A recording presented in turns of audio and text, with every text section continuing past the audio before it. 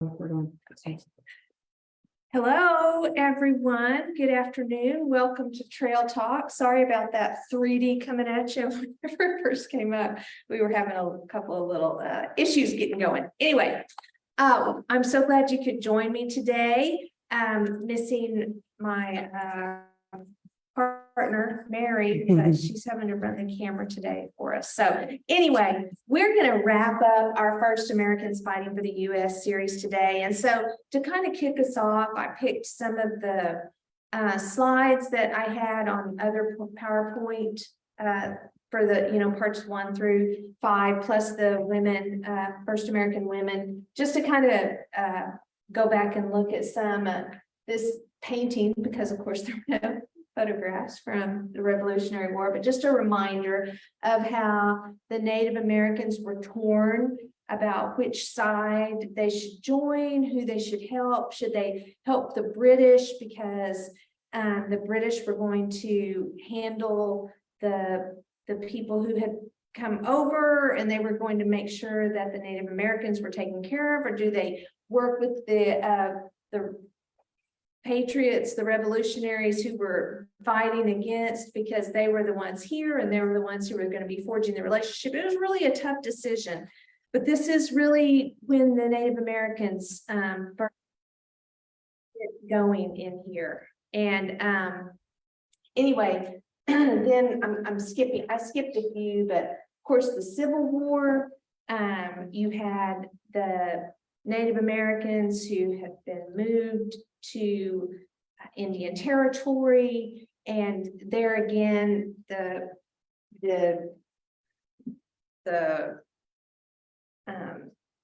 anxiety that people, which side do we go with? The North, because the North has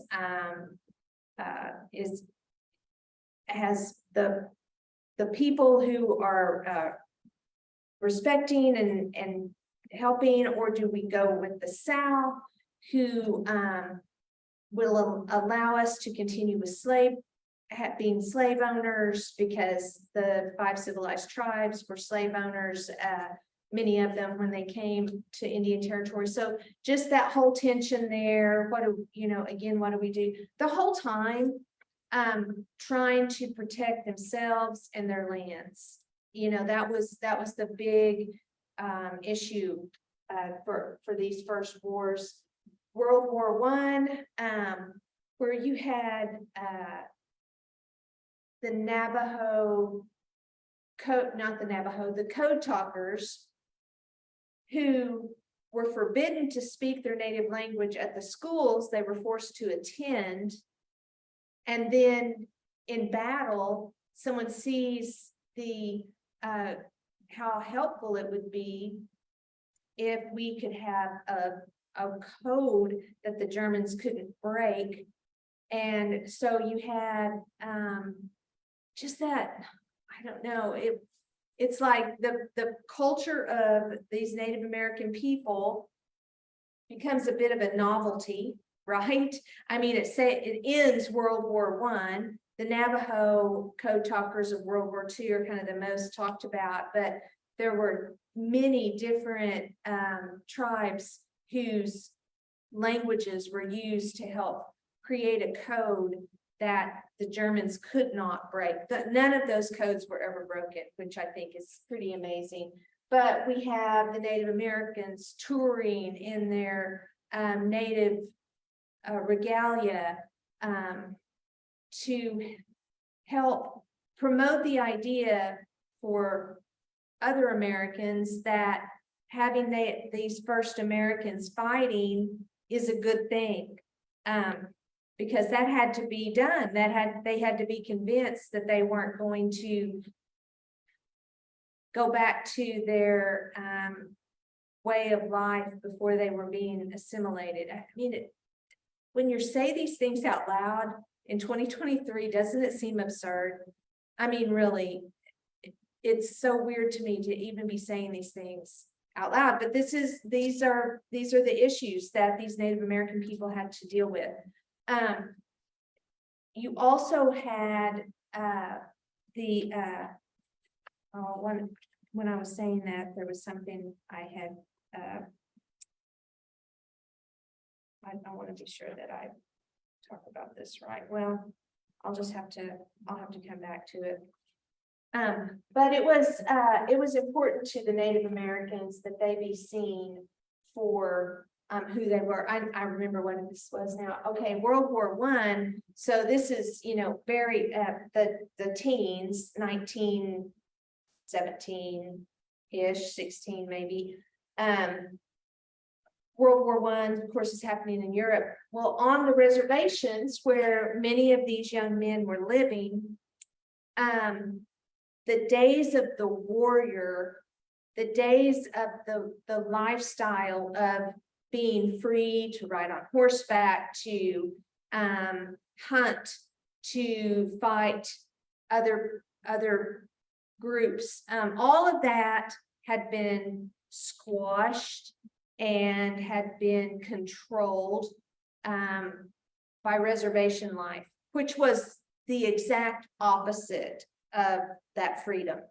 Reservation life required people to live in a confined area, living on what was provided for them, which many times was either not enough or not in the quality of food that they needed to survive. I mean, reservation life was not great. It was poverty. And so this gave these young men who had heard stories from the men who had still had that lifestyle, but had been moved to these reservations. They still told the stories, firsthand accounts of what that was like. They were dying off, and then World War I happens, and there's an opportunity for them to be warriors again. And so that kind of played into some of the opportunities that these people they were able to take advantage of. World War II, a very similar situation to World War I. We do have the establishment of, in World War I, the 45th Infantry of the National Guard, which was primarily Native American here in Oklahoma, and they also served in World War II, again, promoting in Native American regalia, that sort of thing, for the, I guess, the support of the people, the U.S. citizens. And these wars brought on the mindset of maybe we will become United States citizens now. Because remember, not every Native American was considered a United States citizen, even though they were allowed to go to war to volunteer and sign up for battle. That is one common thread that it has been true from the earliest days of our country to today, that the Native American people volunteer for military service at a higher percentage than any other people group represented in the United States. And I think that is something to take note of. I think that's an important thing. Okay, the Navajo Code Talkers from World War II probably put the Native Americans, these first Americans fighting for the U.S., put them in the forefront. The stories that were told. And if you'll remember, this series kind of began after we did the lesson about the Choctaw Code Talkers and the Mike Larson painting that we have and the exhibit that we have in our Garris Gallery of the American West here. So that kind of was inspirational. The Code Talker, I don't know, the story of how that all came about. But, these men are memorialized. We talked about how so many different men who served, who were Medal of Honor recipients, Bronze Star, Purple Heart, the highest, awards that can be given for their service to their country. The Korean War, I just put Korea because it wasn't a war. I think they call it a conflict. I mean, it's the same way with Vietnam. I don't know what the official or appropriate term is, so I'm just putting Korea. Another time, many of the people, these men who served in, and some of the women too, who served in World War II, went on to serve in Korea and in Vietnam. They just extended their time of service, not just for one particular time of war, but gave themselves to the military for a very long, a large portion of their lives. They chose to serve. That was important to them. A picture of some soldiers in Vietnam, just kind of the same thing, that even though most, I don't know if that's an accurate statement or not. I was about to say that most of the people who went to fight in Vietnam were drafted, but I really don't know if that's true or not. But even in Vietnam, the percentage of volunteers who were Native American, First American, it's always been higher. And of course, the first American women, these were women Marines who were at Camp Lejeune or Parris Island. Maybe it was Parris Island. And then first American women in service even today. Probably more women serving today. I don't know if this is a picture of this woman, but the first Native American woman who was killed in battle is named Lori Piestewa. I hope I said that right. Piestewa, maybe Piestewa. Anyway, she was killed in combat. First Native American woman killed in combat, and she felt like being a warrior for her country, the United States, was worth it, worth laying down her life for that. So I just think these things are really important for us to remember. Serving today, we have people in the military still today.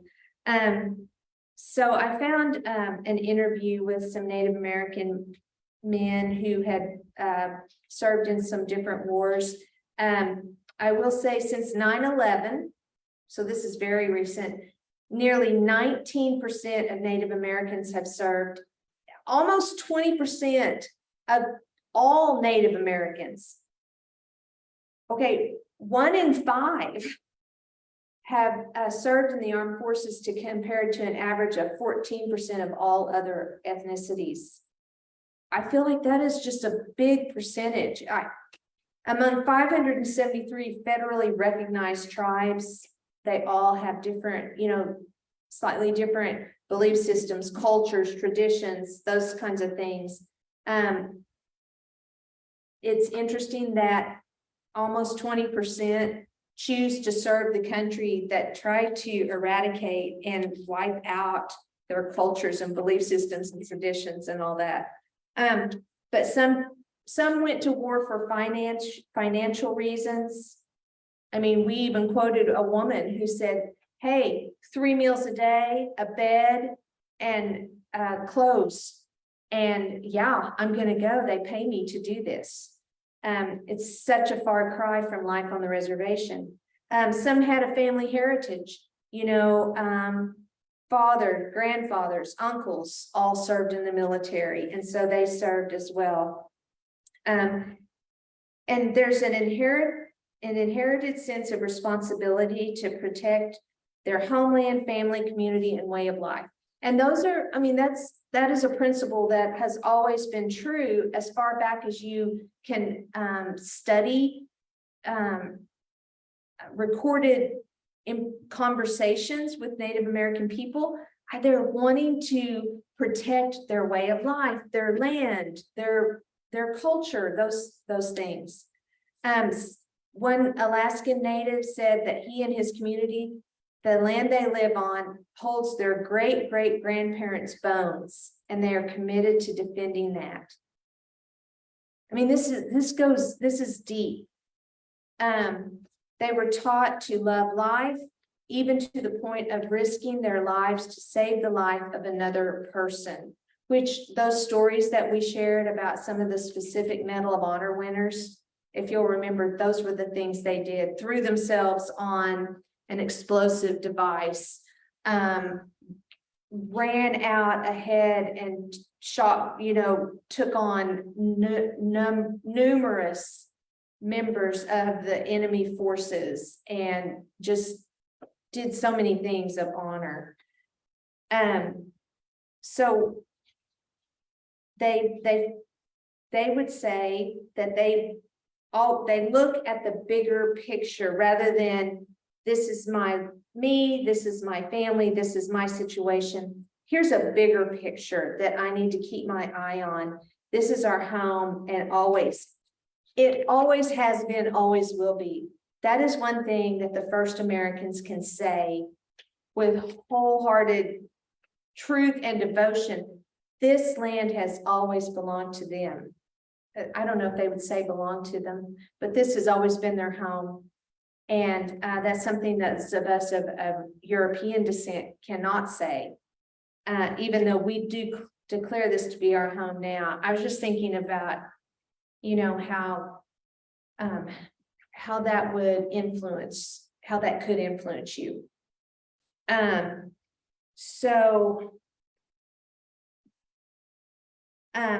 They were asked in this interview that I read if they thought that the U.S. military exploited the Native Americans in any way.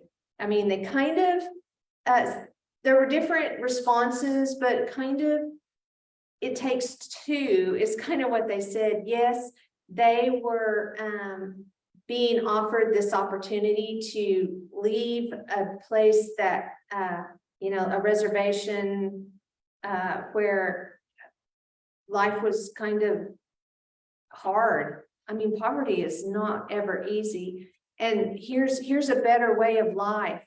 But on the other hand, they have a built-in desire to serve and volunteer. And so whether it's really exploitation or not, I don't know. I guess it would probably depend on the person. But Native Americans are still to this day, I think, viewers, you would agree with this. They're somewhat confined to boxes in how people assume they live or think or whatever. I mean, you picture Dances with Wolves or whatever, as opposed to someone who wears a suit and tie. Although that comment made me think about that series Yellowstone and the Native American man there who wants to put in the big casino and do all that. He wears a suit and tie. So perhaps that perception is finally changing. His daughter is an attorney, a really strong, intelligent attorney too. So, I don't know.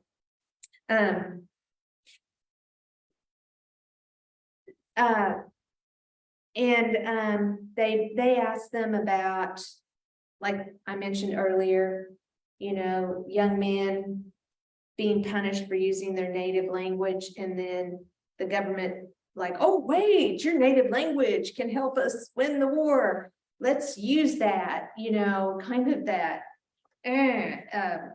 whether or not, but how they felt about the U.S. celebrating Native achievements, in that light. And I think that they had some interesting perspective. One man said Native Americans are supposed to be people of the past. They're supposed to be exotic, but mostly they're supposed to be quiet. And that's kind of true. We think about Native Americans as historical and not as much as the influence that they still have in our world today and how important that is. And I think it's important for us to pay attention to that. So they felt like that they were accepted, when they were fighting. there was a question about something they called ceremonial cleansing, and I thought this was interesting. I had never heard about it.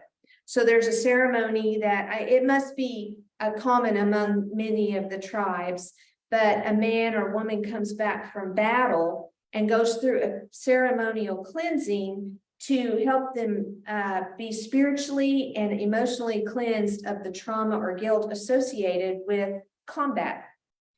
And it's the family group or their people group saying, everything you've done was for us. We appreciate it, and you're still part of us.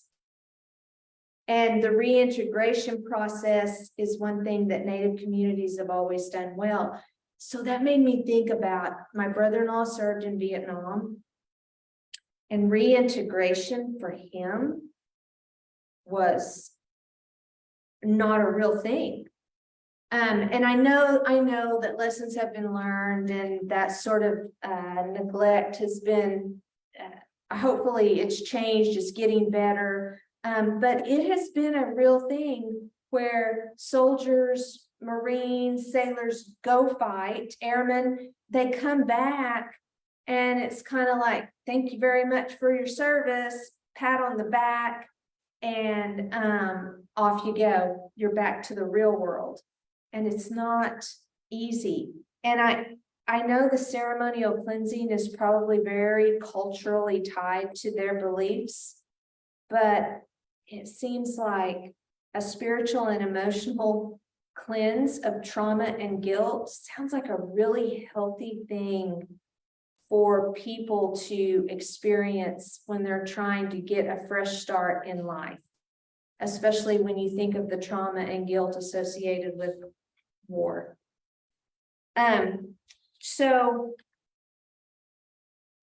Today there are more than 24,000 American Indian and Alaskan Native men and women in active duty, and more than 183 veterans identify as American Indian or Alaska Native. And I think that number is probably, still living. But there is a National Native American Veterans Memorial, and it is at the Smithsonian's National Museum of the American Indian on the National Mall in Washington, D.C. I did not see this. I am looking back the last time I was in D.C. to tour around. I feel like they may have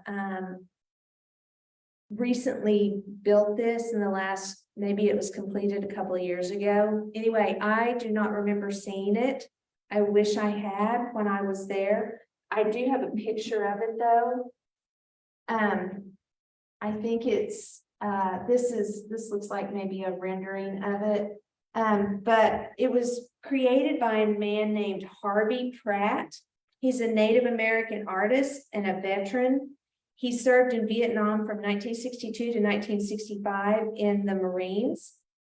And he was born in Oklahoma and is a member of the Cheyenne and Arapaho tribes. And he's recognized as one of the traditional Cheyenne peace chiefs, also known as the Council of 44.